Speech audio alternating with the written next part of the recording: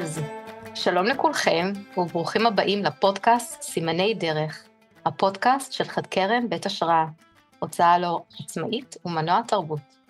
כאן אנו משתפים אתכם בפנינים שאספנו לאורך הדרך, ועורכים שיחות עם אנשים מיוחדים, שחולקים איתנו נקודות מבט חדשות. לי קוראים טליה חלמיש, ונמצאת איתנו היום אמה שמבה איילון. שלום, אמה. שלום, טליה. טוב, בשעה טובה, אנחנו שוחחנו לא מעט בטלפון, סביב הספר על סף תהום הצער, שנדבר עליו היום גם כן בצורה יותר רחבה. אני ככה, לפני שנצלול פנים, אני אספר לכולם שמעבר לזה שאמה היא העורכת של הספר הנהדר הזה, על סף תהום הצער, שאנחנו מוציאים לאור בימים אלו בחד קרן, אמה היא רבה. וואו, כמה חיכיתי להגיד את המשפט הזה, היו הרבה שלבים, לעבוד על ספר זה לא דבר קטן, ועוד ספר כזה יש בו איזו שפה מיתית, יש בו המון עומק, הוא עובד בכל כך הרבה רבדים, אז תודה לך על העריכה הנהדרת. תודה על הזכות. ואני אספר לכם שאמה היא רבה, היא אומנית, היא ציירת, היא בוגרת בצלאל, ואת זה אנחנו חולקות. לא ידעתי. כן, יש לנו עוד כמה דברים שאנחנו חולקות. נראה לי נספר גם על זה גם מעניין ככה. מאוד. כן, נספר גם שאמה היא המקימה של מרכז ריטריטים, רזה, בבולגריה, נכון? ואוקיי, אז דברים שאנחנו חולקות, לפני שניכנס בשער הרביעי, ולא סתם שער. אז מהמעט שאני יודעת, כי בטח יש עוד דברים, וגם דברים כמובן שונים לגמרי, אבל בכל זאת ככה,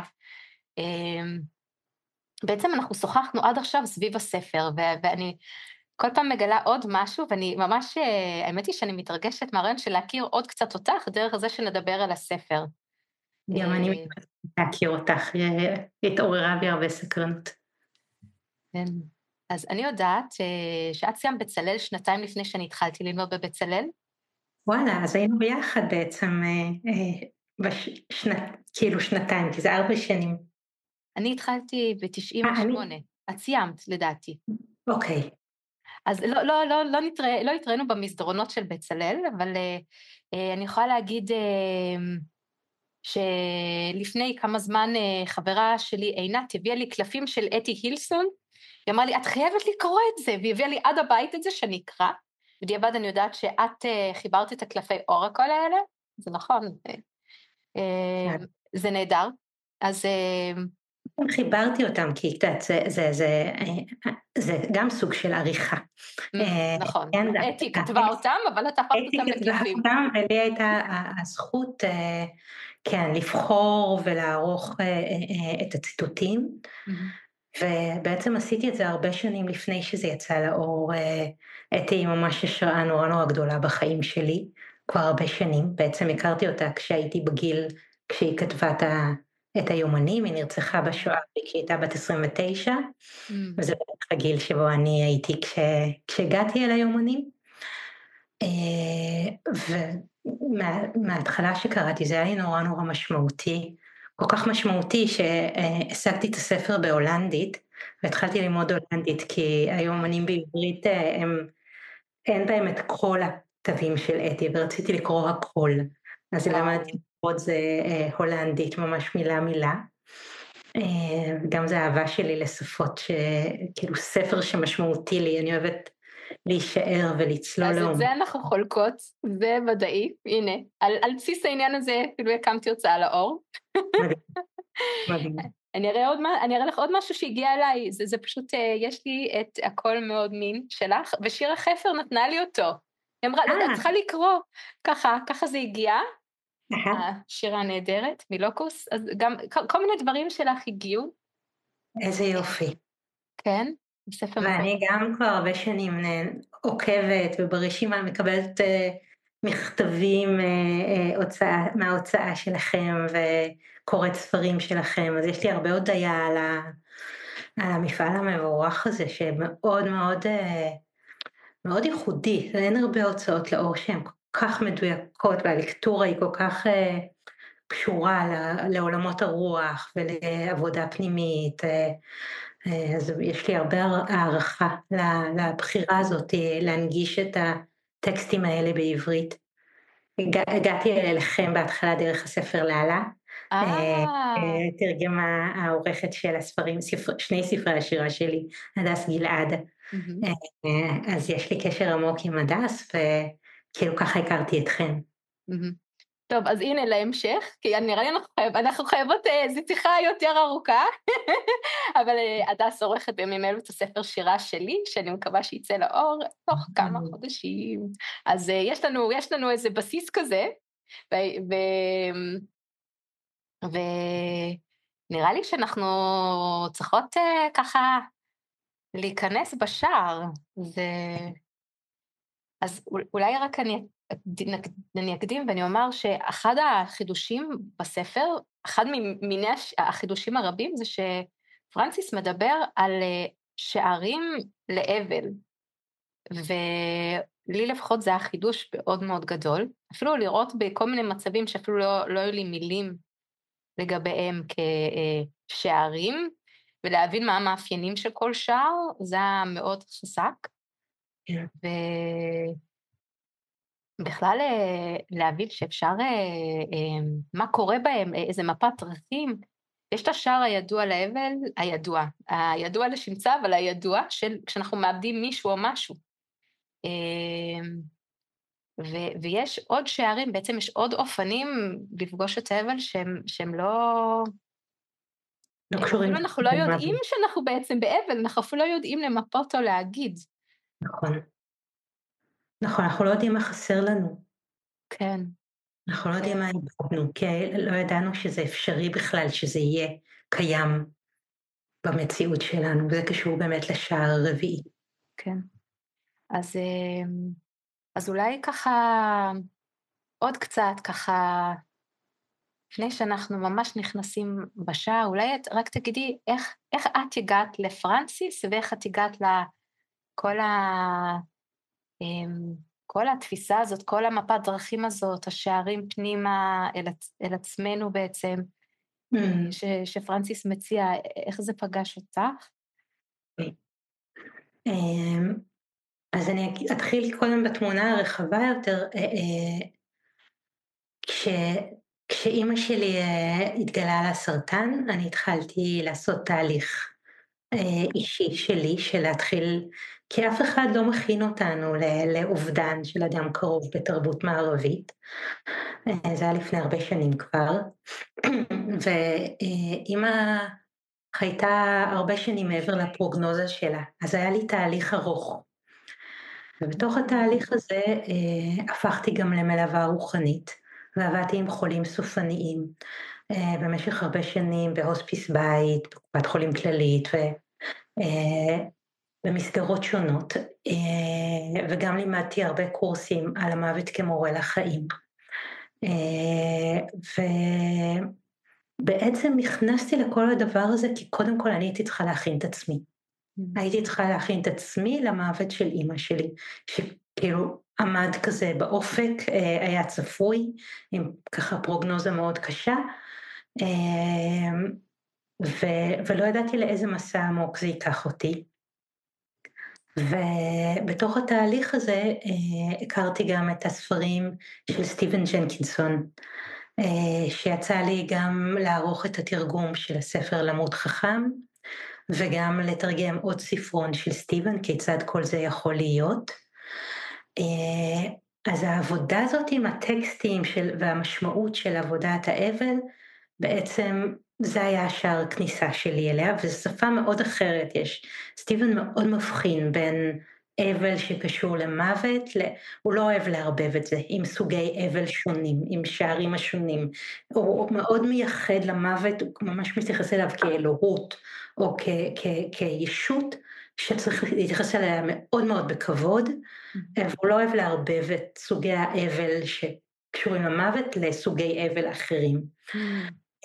אבל באמת מתוך העבודה שלי, גם ישירות עם סטיבן, גם תרגמתי אותו סימולטנית באירועים שהוא קיים בארץ, וגם העבודה של התרגום של הספרים שלו, אז התחלתי לשמוע גם על פרנסיס וככה התוודעתי גם להרצאות שלו ביוטיוב וגם לספרים, לקרוא.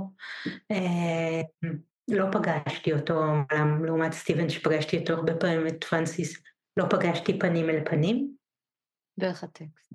אבל נורא עניין אותי, דווקא בגלל שבאתי לתרגם את סטיבן, נורא עניין אותי, יש משהו, מצד אחד פרנסיס הוא מאוד פיוטי, והוא מצטט המון שירה, וכן, יש הרבה שפת מעמקים בכתיבה שלו, מצד שני הוא כל כך ביותר נגיש מסטיבן, באמירות שלו, במסרים שלו, כן, אפילו במשפטים שלו, לפעמים אצל סטיבן משפט אחד מתחיל בעמוד אחד ונגמר בעמוד אחר, פרנסיס אפשר לעקוב אחריו יותר, זו הייתה עבודה מאוד מאוד שונה עם העבודה עם העברית והאנגלית והשפה.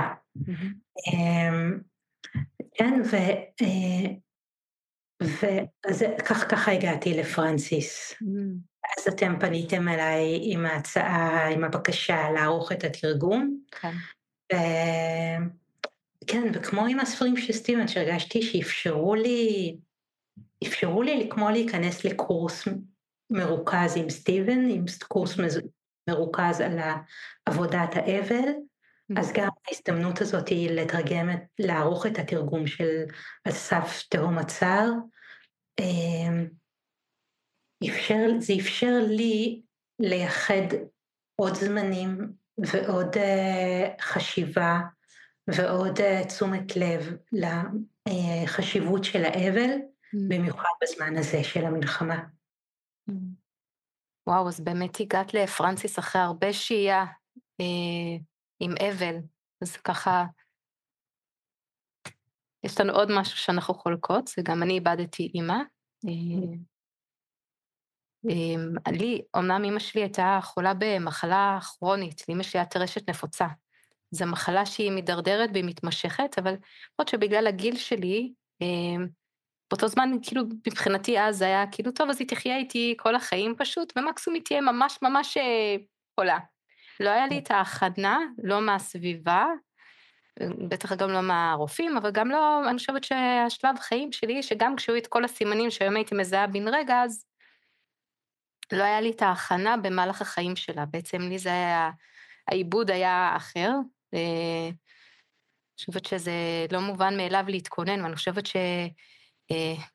אם לצטט את השער הראשון עוד של פרנסיס, כל מה בבוא העת, כל מה שנאהב נאבד, אז זה טוב שכולנו נבין מה המשמעות של להתכונן לזה, אבל אני אז לא התכוננתי לזה, לי זה הגיע ככה אחר כך בכל מיני, חזר הגיע בכל מיני אופנים בחיים אחר כך, עד שהבנתי שבאמת זה לא מובן מאליו לאבד את זה, זה לא קורה רק בסמיכות למה שקורה, אלא זה איזשהו תהליך, וצריך להגיע לכל מיני רגשות מאוד מאוד לא פשוטים, ולחיות איתם בשלום, וזה איזשהו תהליך, זאת אומרת, וזה גם אפילו חוזר במפתיע, אני זוכרת כשילדתי את הבת הבכורה שלי, פתאום זה הגיע, כי כאילו איפה אמא שלי, וזה ככה... זה מין ספירלה כזאת של לפגוש את זה בעוד מקומות. לי הייתה זכות מאוד מאוד גדולה עם אמא שלי, שעברה מסע בעצמה עם הנושא של המוות, והתאבלה איתנו על מותה, טרם מותה. עמדה מאוד מאוד באומץ מול המוות, ודיברה על זה בגלוי. אז התהליך היה מאוד מאוד, כן, הייתה לי ממש חניכה עם אמא שלי. כן, וגם לך הייתה חניכה רק מאוד אחרת, אבל אני מאוד מאוד מודה על זה, כי אני יודעת מסביבי שזה מאוד נדיר, שיש דיבור גלוי כל כך על המוות, טרם זה שהוא קורה. כן, זה נכון, זה נכון. וכן, אז נראה לי שכל אחת מאיתנו בדרכה הבינה שהכירה מקרוב את המימד הזה, וזה נשמע בגיל מוקדם. ואז אנחנו חושבת אולי היתרון זה שזה פחות מפחיד אותנו, כי לפעמים אנחנו אומרים, זה לא חמסה חמסה, לא רוצים לשמוע מזה, ושזה כבר קורה, אנחנו מבינים שזה באמת חלק מהחיים. אני חושבת שכשאימא שלי נפטרה, זה היה כאילו, אז הבנתי את זה כמאוד אישי. אני זוכרת שהייתי איתה בטיפול נמרץ כמה שבועות, וציירתי, והבנתי שזה כבר לא, זה לא סקיצה, זה הדבר האמיתי, וכתבתי דברים, והדברים היו מאוד מאוד משמעותיים, אבל זה היה כאילו כמו אישי, רק שלי, והיום אני מבינה שזה אוניברסלי. שמה שאני הצלחתי לתעד ולהיות שם, ולחפש כמה שיותר נוכחות, ולנצור כל שנייה שיש, בתוך איזשהו תהליך שהוא היה מאוד פנימי וחשוב, היום אני מבינה שזה נחלת הכלל, זה לא היה שלי אישי סודי, אלא... זה יהיה חלק מספר השירים שלך גם, הטקסטים האלה? לא, זה אחד אחר, מסתבר. יש כמה שהם חיכו להם שאני אהיה מוכנה, אבל יש גם שירים שמתייחסים לזה. זה, אצלי מסתבר, במקרה הזה הציורים הגיעו קודם. גם אצלי. טוב, אנחנו... מה את אומרת? אני אולי אקריא רק להזכיר, כי יש לנו, אני שמחה שיש לנו כמה פודקאסטים שמתייחסים לשערים השונים, אני רק אגיד את השם שלהם, ככה רק שיהיה לנו ככה בתודעה, וניכנס לשער הרביעי. אוקיי, אני יכולה גם להגיד את השם, ואני אקרא אולי פסקה כדי... מהמם, אהבתי, כן, כן. מה זה? אז השער הראשון לאבל, שפרנסיס מדבר על 5 שערי האבל, שכל אחד מהשערים האלה מוביל להיכל משותף של אבל. שער ראשון הוא שמו, בבוא העת, נאבד את כל מה שאנחנו אוהבים. השער השני הוא המקומות שמעולם לא ידעו אהבה. השער השלישי הוא צער עולם. השער הרביעי שאליו ניכנס הוא הדבר לא ציפינו, הוא שמעולם לא קיבלנו. השער החמישי הוא אבל בן דורי. כן. אני מרגישה בזה טקס ההדלקת משואה עכשיו, די. זה ממש מפת דרכים, כאילו, נותן לנו מפת דרכים, לי השער הזה, השער הרביעי, הוא מאוד מאוד רלוונטי, גם במיוחד בשנים האחרונות, תכף אני אספר למה, אבל אני רוצה באמת להקריא עוד פסקה מההתחלה של השער הזה. כן. אז פרנסיס כותב שבליבו של האבל הזה, נמצאת הכמיהה שלנו להשתייך. הכמיהה הזאת מכוותת בנו מכורח המציאות. היא דואגת לביטחון שלנו וליכולת שלנו לצאת אל העולם מלאי ביטחון עצמי. תחושה זאת ששייכות מושרשת בכפר, ולעיתים גם במשפחה המורחבת. אלה היו התנאים שבהם התפתחנו כמין אנושי. זו הייתה הסביבה שבה התבסס כל מה שאנחנו זקוקים לו כדי להיות אנושיים באופן מלא. גם הביטוי הזה, להיות אנושיים באופן מלא, הוא מושג מאוד מאוד חשוב, אני מרגישה אצל פרנסיס, שהאבל מאפשר לנו להיות אנושיים באופן מלא.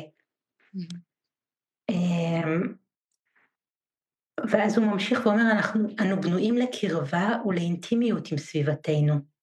תחושת החוסר הבסיסית שלנו אינה שיקוף של כישלון אישי, אלא שיקוף של חברה שכשלה לתת לנו את מה שעוצבנו לצפות לו.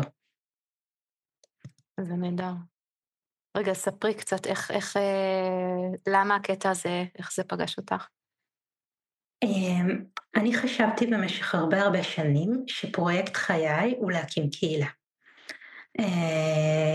ולא רק שחשבתי, עסקתי בזה במשך קרוב ל-20 שנה. וזה התחיל מהקהילה שביקרתי בה בדרום פורטוגל, קהילת תמרה, שחייתי שם תקופות שונות, או ביקרתי תקופות שונות, ושם נולד, זאת קהילה שהיא אקולוגית והוליסטית, ונוגעת בהרבה תחומים של עשייה, שקשורים גם לרוחניות, גם בכלל האפשרות זאת לחיות כקהילה מודרנית, שנוגעת בהרבה מימדים של החוויה האנושית. וכשהגעתי לקהילה הזאת, בכלל לא ידעתי שזה חסר לי. זאת אומרת, אני בן אדם כאומנית, אני מאוד אוהבת להתבודד, אני מאוד אוהבת להיות עם עצמי, אני זקוקה גם לזמנים כאלה. לא ידעתי שחסר לי קהילה, לא ידעתי שזה משהו כמו שפרנסיס אומר, שחובטנו לזה, שכן, שככה נוצרנו. וכשהגעתי לקהילה הזאת בפורטוגל, אז באמת הייתה לי חוויה מאוד מאוד חזקה, ושם נולד חזון להקים קהילה דומה בהשראת תמרה, שקראנו לזה הכפר לחקר השלום. וזה החזון של להקים קהילה שיגורו בה ביחד ישראלים, פלסטינאים ובינלאומיים, וליצור איזה מודל של חקירה, של איך אפשר ליצור מודל של שלום. ובמשך 20 שנה בעצם יצרתי יוזמה כזאת שכללה מסעות שלום שעשינו בקבוצת גרעין שהייתה מחוברת לרעיון הזה. גרנו ביחד תקופה מסוימת, כמעט עברנו לגור ביחד באיזושהי אדמה בדרום, ואז זה התפוצץ ברגע האחרון מול מנהל מקרקעי ישראל. היו המון מסעות עם כל הפרויקט הזה. עשינו הרבה קבוצות לימוד בכל הארץ, עשינו המון פרויקטים תחת החזון הגדול הזה. וב-2014, לפני קצת יותר מ10 שנים, בעצם הייתה המלחמה עם עזה, והמלחמה הזאת הייתה איזה סוג של סיום של החזון והפרויקט הזה. אני עוד המשכתי, למרות שהרבה כבר נשו, לחלום ולחפש אדמות ולחפש איפה זה יכול לקרות. לקח לי עוד כמה שנים, או בערך 5 שנים, להבין שזה לא יכול לקרות בישראל של היום, להקים קהילה כמו הקהילה שרציתי להקים.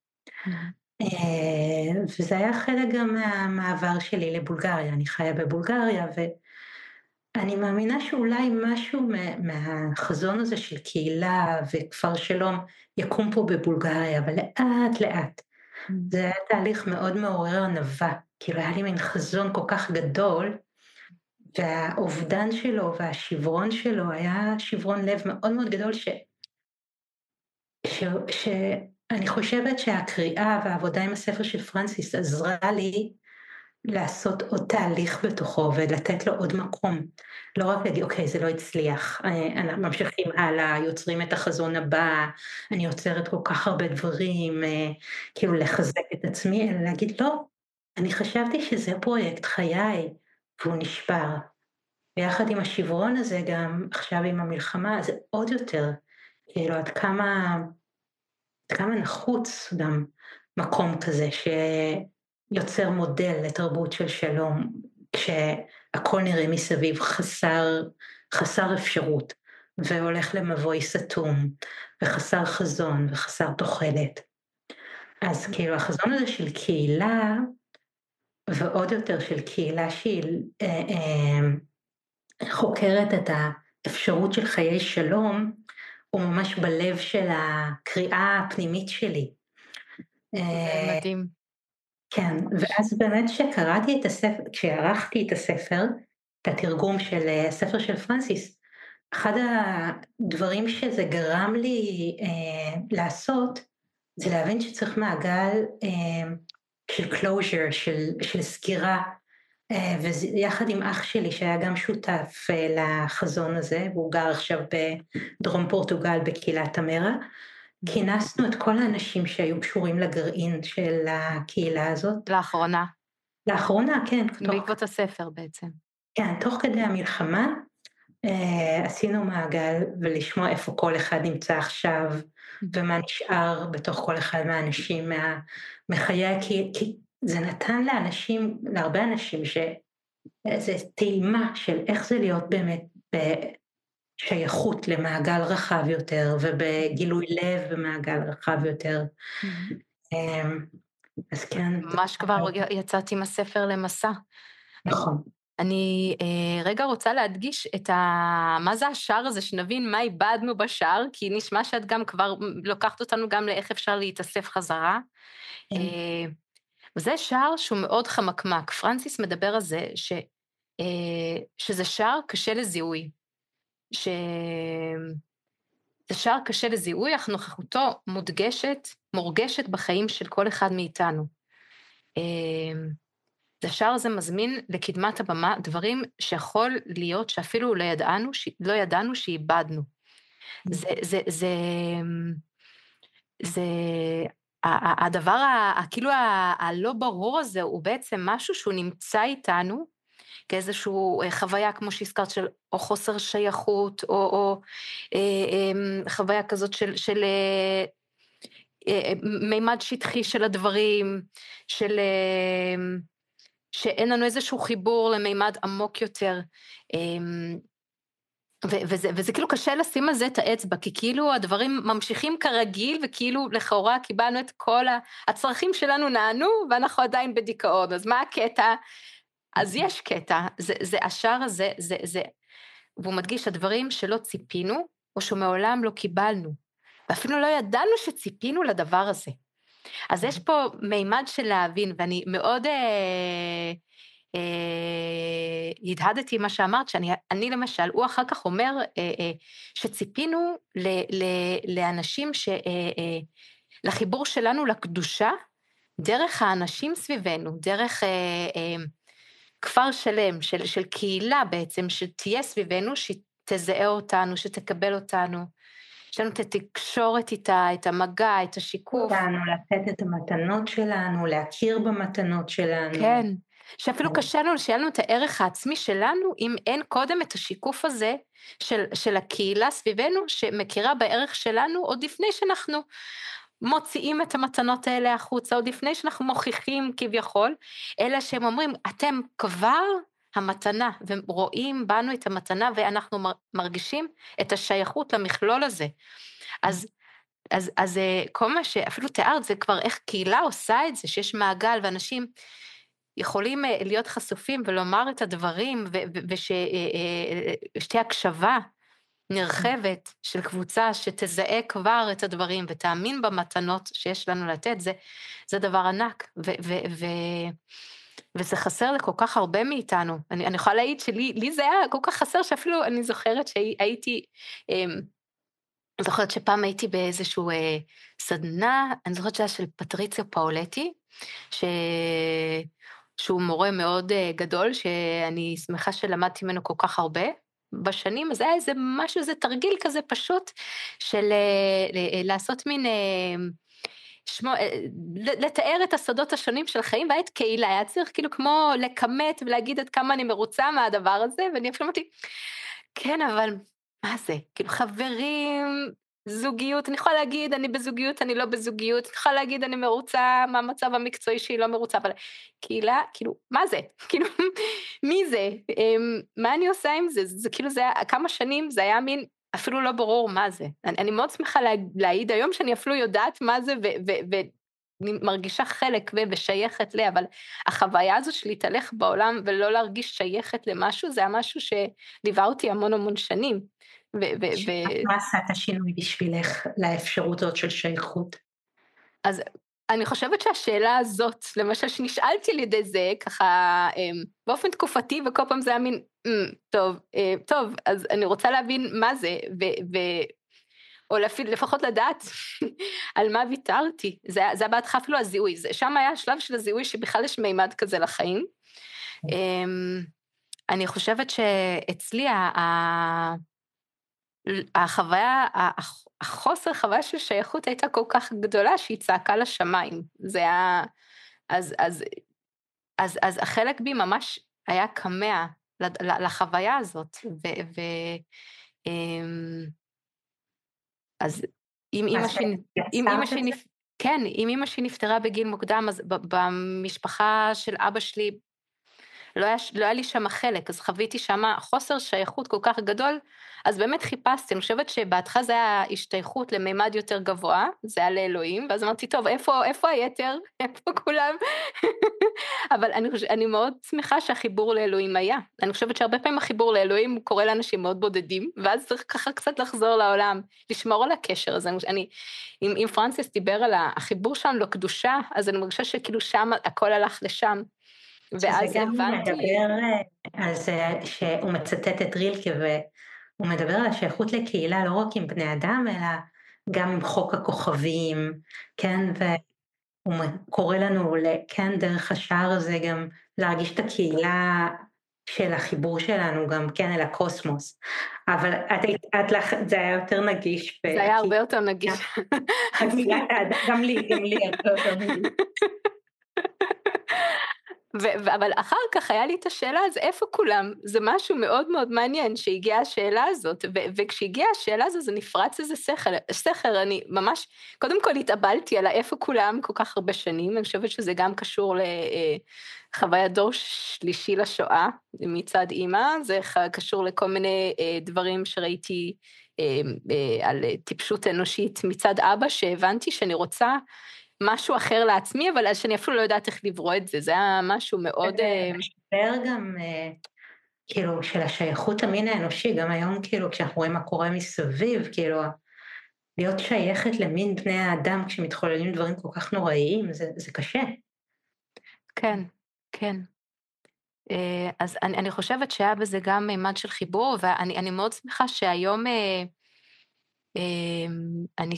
אני הבנתי שזה גם חיבור, וזה גם לא במקום משפחת האדם, ואני חושבת שכאילו ככל שאני עשיתי עבודה עם עצמי, והבנתי את הדברים אצלי, וככל שאני התאבלתי, וחוויתי אז הגישה חזרה לאנשים, זה נשמע שאני איזה נזיר שם במערה, אבל חלק בי היה, גם הייתי בחברת האדם, אני חושבת שמהמקום הזה אני מאוד שמחה היום על המשפחה, שאני מרגישה שהיא סוג של יצירה, ושל לייצר לבנות שהיא חוויה של שייכות שלי לא הייתה בשום צורה, זאת גם משפחה לא כל כך מובנת מאליה,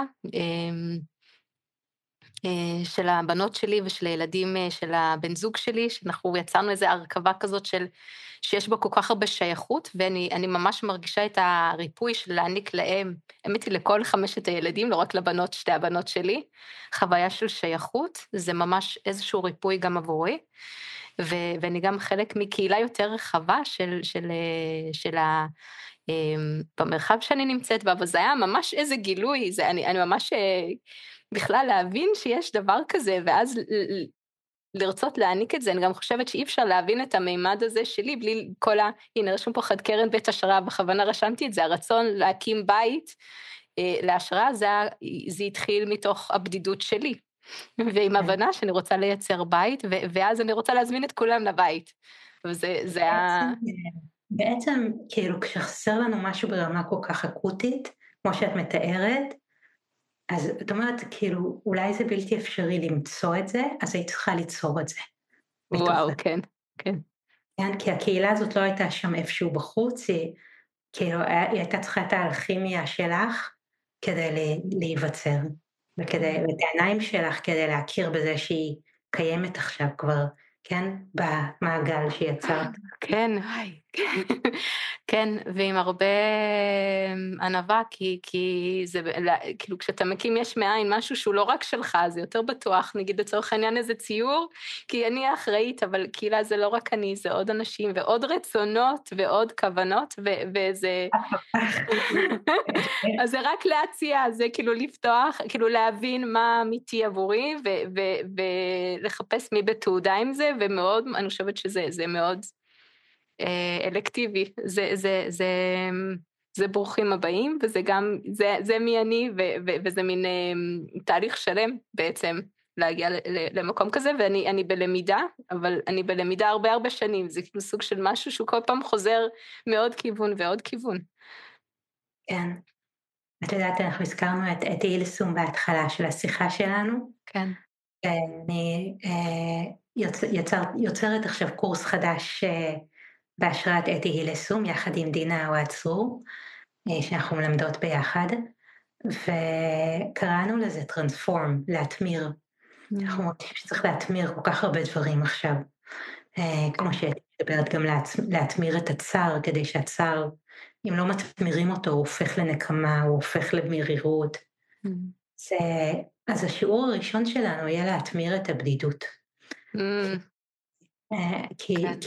כן. כי זה שורש כן, יש כאילו הרבה 7 שערים שאנחנו יצרנו של התמרה, אבל ההתמרה הראשונית היא קודם כל זה שאנחנו יוצרים קבוצה שלומדת יחד את הפילסום, אז בעצם אנחנו מתמירים את הבדידות ויוצרים קהילה.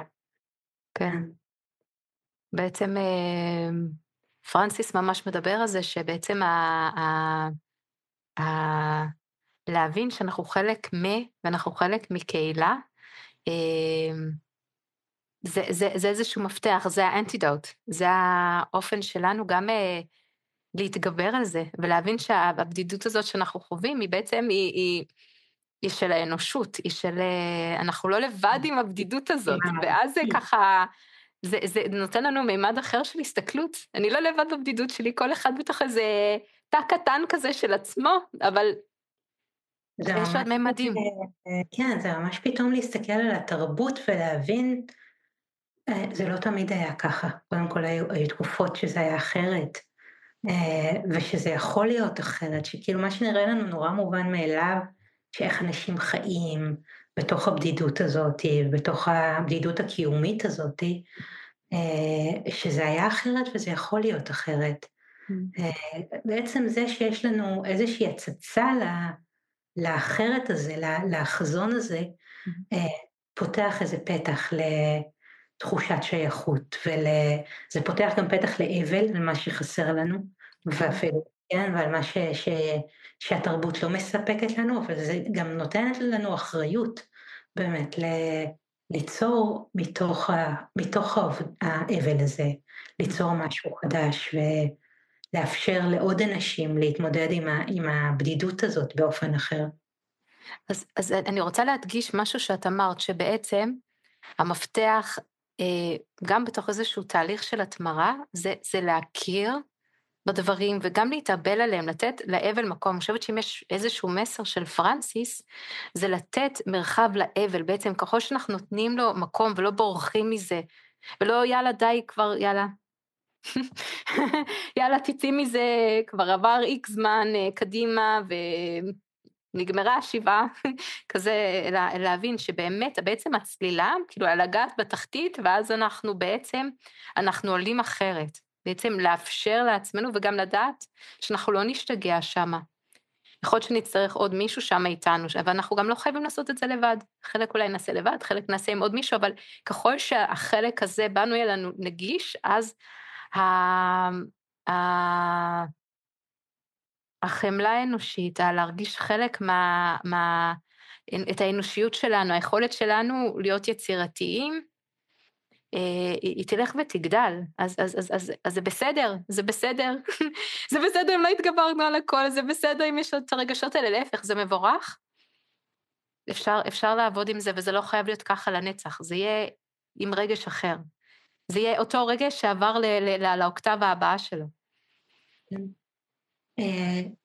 ואפילו מעבר לזה, לייחד לזה זמן, לא ליצור מרחבים, כי האבל הוא שם, והרבה פעמים כשהוא שם, הוא נהיה אבל כרוני שלא עובר התמרה. כאילו, הדרך שפרנסיס מתווה לנו, היא דרך של טקסי אבל, או של אבל קהילתי, או אבל שבאמת מוחזק, או זמנים מיועדים לאבל, כן. כדי לאפשר לאבל לעשות את האלכימיה הזאת של ההתמרה, ולאפשר לנו דרך השער של האבל, להתחבר לדבר הגדול יותר. אני עכשיו, יש פה חברה שעוברת לגור קרוב אליי, כאילו ההתחלה של הגדילה של הקהילה. בבולגריה. כן, והגיע השבוע, וקבענו שניקח כל יום שעה, כדי להדליק נר ולהיות עם האבל.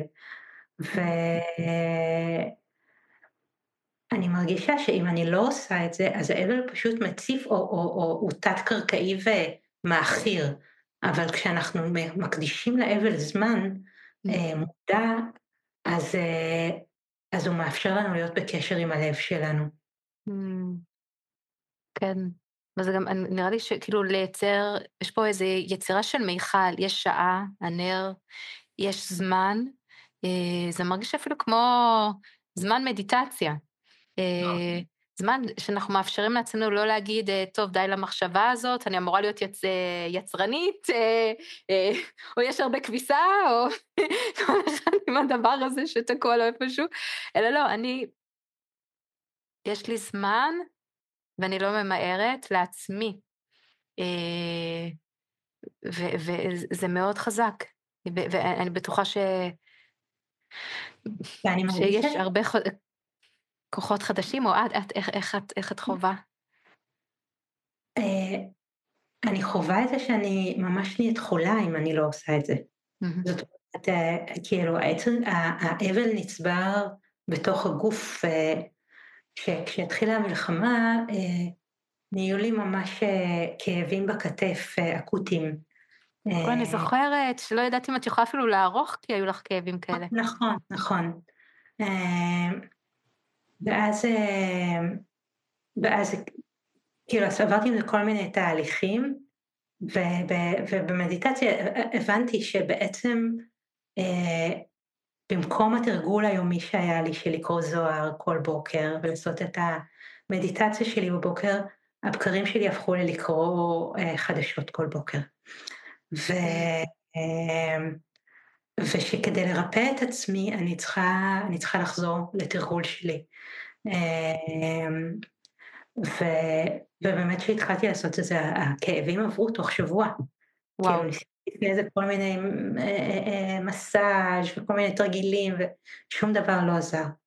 אבל כשחזרתי לתרגול שלי זה עבר. וגם אני מרגישה שהאבל מבקש ממנו, הוא לא רק מדיטציה, החלק המדיטטיבי הוא חשוב, אבל האבל מבקש ממנו, אני מאוד אוהבת את המושג של פרנסיס, עבודת האבל, שיש בזה עבודה. זה לא משהו שקורה רק כאילו, שקורה מעצמו, זה מבקש ממנו, אוקיי, להגיד עכשיו זה עבודת האבל. כן. ובשבילי באופן אישי, דיברנו על זה ששתינו למדנו בבצלאל, אז בזמן הזה של המלחמה נכנסתי לתהליך יצירתי של פסיפס. וחלק מתהליך האבל שלי היה לשבור מרצפות ולעבוד עם שברים ולחבר שברים ליופי. וממש להיות ברובד הממש חומרי, עם הפטיש ועם השברים ועם עם הוויזואליות של שברון הלב שלי, להסתכל על השברון על זה דרך היצירת אומנות. או טקסים של אבל שעשיתי פה עם האש המקודשת שיצרנו פה, של לעבוד עם האש ולהיות מול, כאילו, כן להקדיש זמנים לעבודת האבל, ולבכות ולכן, כי החיים באמת סוחפים נורא, כמו שאת אומרת, כן, התפיסה והמחויבויות, ולפעמים כאילו הבהייה הזאת בפייסבוק או בחדשות והחוסר אונים מול כל מה שקורה, וזה כל כך גדול וזה כל כך מציף, שהרבה פעמים האבל מתרחש בלא מודע, ואני מרגישה שמה שפרנסיס עוזר לנו, זה להעלות אותו למודע ולהפוך אותו למשהו שאנחנו הופכים אותו לטקס, אנחנו עוזרים לו לעבור התמרה. עולה לי אפילו הבעל ערך. זה לא רק הדבר הזה שצריך כבר להיפטר ממנו, שנמשיך את חיינו, אלא שיש לו ערך. הוא הופך אותנו לאנושיים, כאילו זה שאנחנו מאפשרים לעצמנו, להסתכל על מה שקורה ולהתאבל, זה המושג גם דרך ארץ, שאמרתי לך שהיה לי מאוד משמעותי בתרגום למצוא אותו, שהוא אומר, יש שם איזה רעיון שמישהי שאלה אותו, עם כל מה שקורה בעולם והמשבר האקלים, אז כאילו, אם כולנו הולכים לקראת אבדון, אז בשביל מה? בשביל מה להתאבל? אולי פשוט כאילו לתת לזה להיגמר ודי. וזה היה בתקופה מאוד קשה שלו, שהוא היה בתוך אבל מאוד עמוק. השאלה הזאת היא שלחה אותו לתהליך, ואז הוא כזה הגיע עם זה שעבודת האבל היא בעצם קשורה,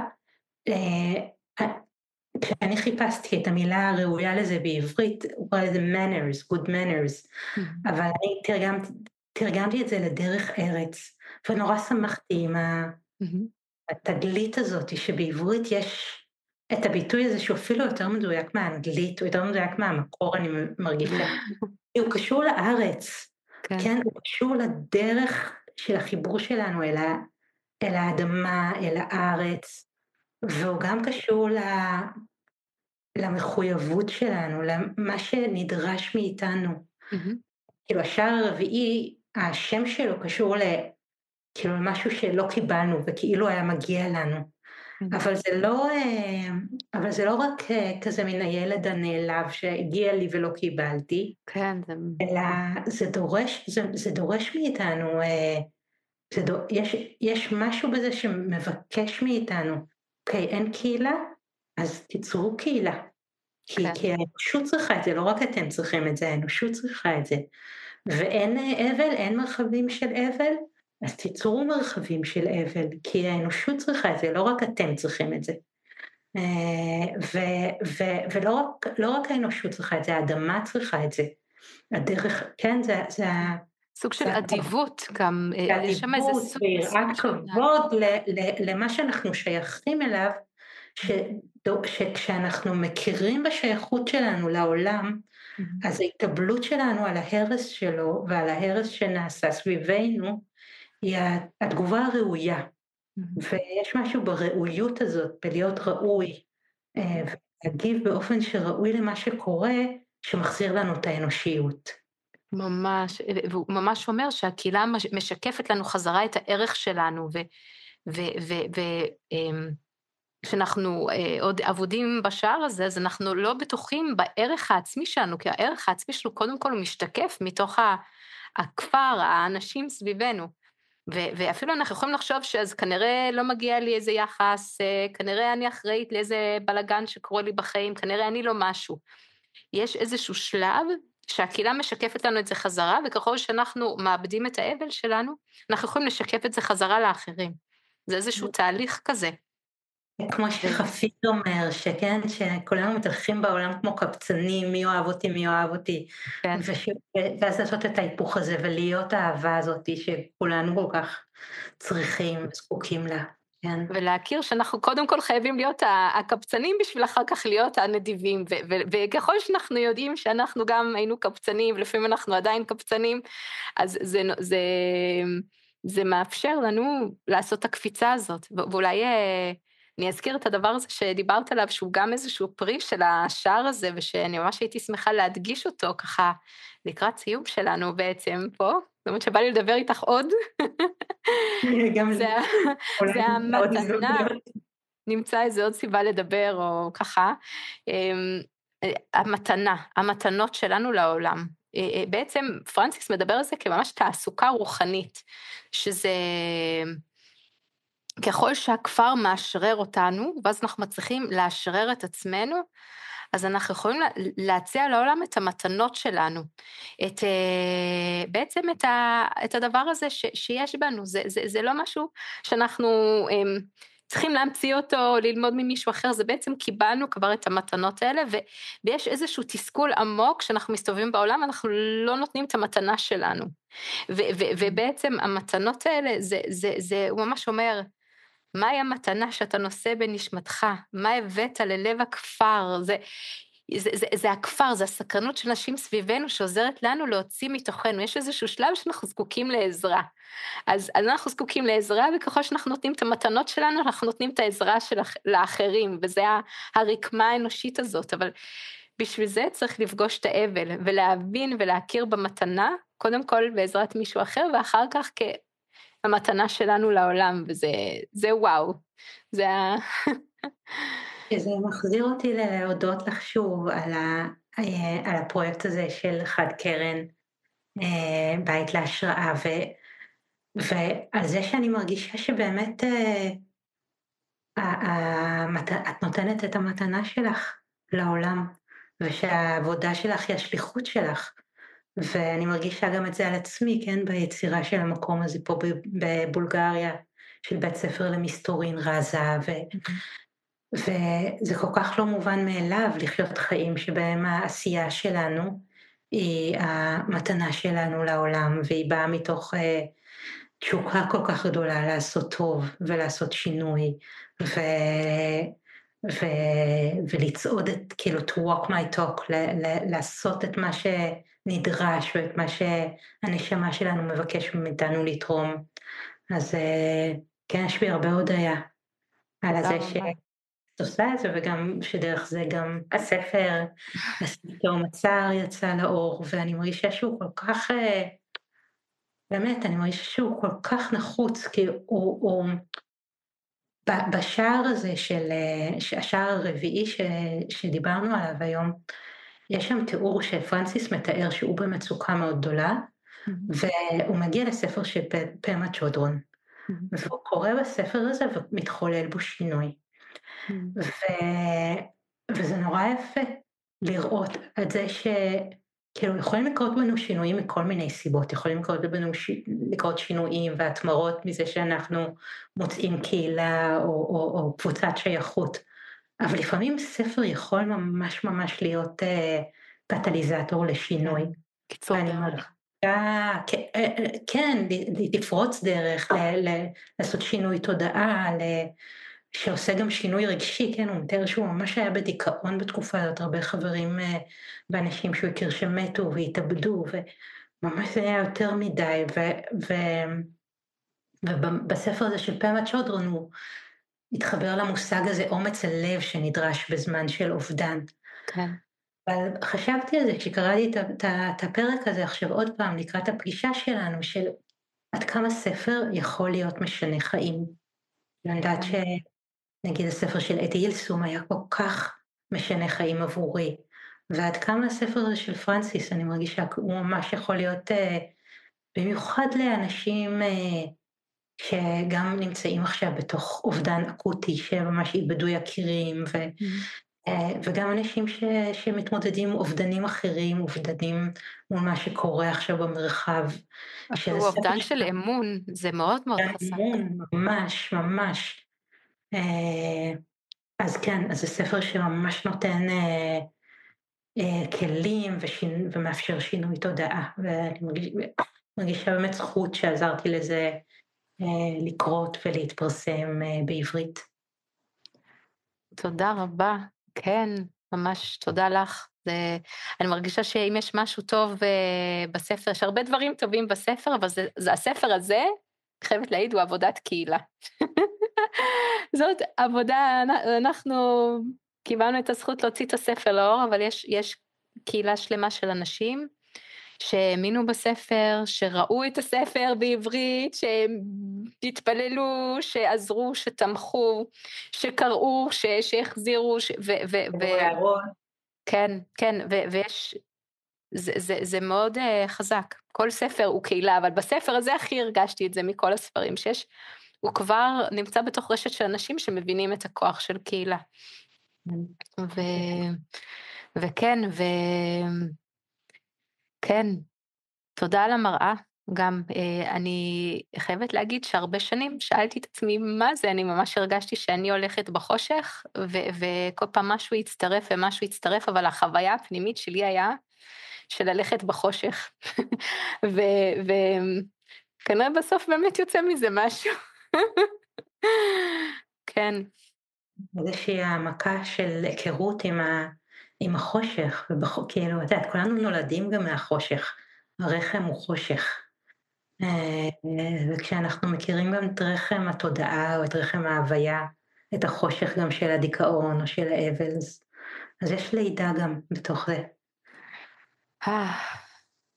תודה רבה, תודה אמה. תודה טליה. ותודה כן, תודה לכל מי שהקשיב עד עכשיו. תספרו לנו, תכתבו לנו, אשמח לשמוע איך אתם חוויתם את הפרק הזה, ואתם חושבים על הספר על סף תהום הצער של פרנסיס וולר. אתם גם מוזמנים לבקר באתר חד קרן, חד קרן בית השראה. יש לנו פודקאסטים, יש לנו קורסים, סדנאות, כמובן את הספרים שאנחנו מוציאים לאור, מאמרים. נשמח לראות אתכם שם, ותודה רבה לכם.